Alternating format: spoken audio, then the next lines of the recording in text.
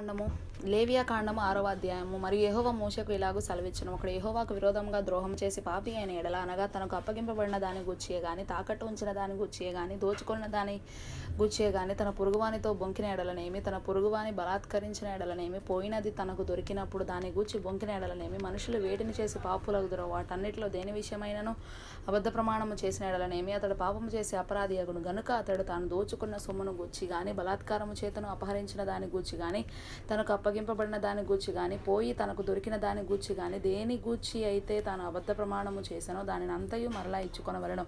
ఆ మూలధనమును ఇచ్చుకొని దానితో దానిలో 5వ వంతును తాను అపరాధ పరిహారార్థ బలి అర్పించు దినమున సొత్తుదారునికి ఇచ్చుకొనవలెను. అతడు యెహోవాకు తన అపరాధ విషయంలో నీవు ఏర్పరచు వెలకు మందలో నుండి నిర్దోషమైన పొట్టేలును యాజకుని యొద్దకు తీసుకొని రావలెను. ఆ యాజకుడు యెహోవా సన్నిధిని అతని నిమిత్తము ప్రాయశ్చిత్తము చేయగా, అతడు అపరాధి అగునట్లు తాను చేసిన వాటన్నిటిలో ప్రతిదాని విషయమై అతనికి క్షమాపణ కలుగును. మరియు యెహోవా మోషేకు ఇలాగూ సెలవిచ్చెను, నీవు అహరోనుతోనూ అతని కుమారులతోనూ ఇట్లనము, ఇది దహన బలిని గూర్చిన విధి.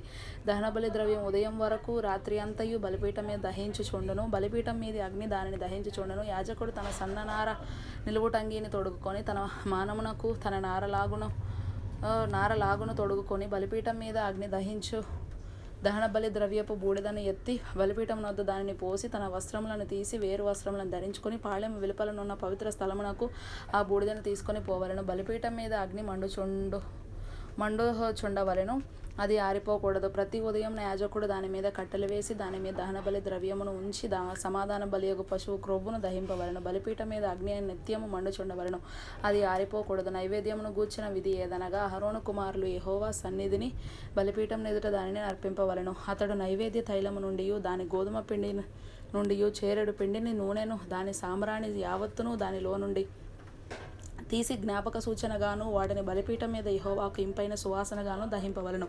దానిలో మిగిలిన దానిని అహరోనును అతని సంతతి వారును తినవలెను. అది పులియనిదిగా పరిశుద్ధ స్థలములో తినవలెను. వారు ప్రత్యక్షపు గుడారం యొక్క ఆవరణములో దానిని తినవలెను. దాని పులియ పెట్టి కాల్చవలదు. నా హోమద్రవ్యములలో వారికి పాలుగా దాన్ని నిచ్చియున్నాను. పాప పరిహారార్థ బలివలెను, అపరాధ పరిహారార్థ బలివలెను, అది అతి పరిశుద్ధము. అహరోను సంతతిలో ప్రతివాడును దానిని తినవలెను. ఇది యెహోవా హోమముల విషయంలో మీ తరతరములకు నిత్యమైన కట్టడ. వాటికి తగిలిన ప్రతి వస్తువు పరిశుద్ధమగును. మరి యెహోవా మోషేకు ఇలాగూ సెలవిచ్చెను, అహరోనుకు అభిషేకము చేసిన దినమున అతడును అతని సంతతి వారును అర్పింపవలసిన అర్పణమేదనగా, ఉదయమున సగము, సాయంకాలమున సగము నిత్యమైన నైవేద్యముగా తూమెడు గోధుమ పిండిలో 10వ వంతు పెనం మీద నూనెతో దానిని కాల్చవలెను. దానిని కాల్చిన తరువాత దానిని తేవలెను. కాల్చిన నైవేద్య భాగములను యెహోవాకు ఇంపైన సువాసనగా అర్పింపవలెను.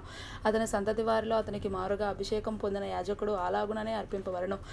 అది యెహోవా నియమించిన నిత్యమైన కట్టడ. అదంతయు దహింపవలెను. యాజకుడు చేయు ప్రతి నైవేద్యము నిశ్శేషముగా పేల్చబడవలెను, దానిని తినవలదు. మరియు యెహోవా మోషేకు ఇలాగూ సెలవిచ్చెను, నీవు అహరోనుకును అతని సంతతి వారికి ఇలాగూ ఆజ్ఞాపించుము, పాప పరిహారార్థ బలిని గూర్చిన విధి ఏదనగా, నీవు దహనబలి రూపమైన పశువులను వధించు చోట పాప పరిహారార్థ బలి పశువులను యెహోవా సన్నిధిని వధింపవలెను, అది అతి పరిశుద్ధం. పాప పరిహారార్థ బలిగా దానిని అర్పించిన యాజకుడు దానిని తినవలెను. పరిశుద్ధ స్థలమందు అనగా ప్రత్యక్షపు గుడారం యొక్క ఆవరణంలో దానిని తినవలెను. దాని మాంసమునకు తగులు ప్రతి వస్తువు ప్రతిష్ఠితమగును. దాని రక్తంలోనిది కొంచెమైనను వస్త్రం మీద ప్రోక్షించిన ఎడల, అది దేని మీద ప్రోక్షింపబడెనో దానిని పరిశుద్ధ స్థలంలో ఉదకవలెను. దాని వండిన మంటికొండను పొగలగొట్టవలెను. దాని ఇత్తడి పాత్రలో వండిన ఎడల దాన్ని తోమి నీళ్లతో కడుగవలెను. యాజకులలో ప్రతి మగవాడు దానిని తినవలెను, అది పరిశుద్ధం. మరియు పాప పరిహారార్థ బలిగా తేబడిన ఏ పశువు రక్తంలో కొంచెమైనను అతి పరిశుద్ధ స్థలములో ప్రాయశ్చిత్తము చేయటకే ప్రత్యక్షపు గుడారంలోనికి తేబడను ఆ బలి పశువును తినవలదు.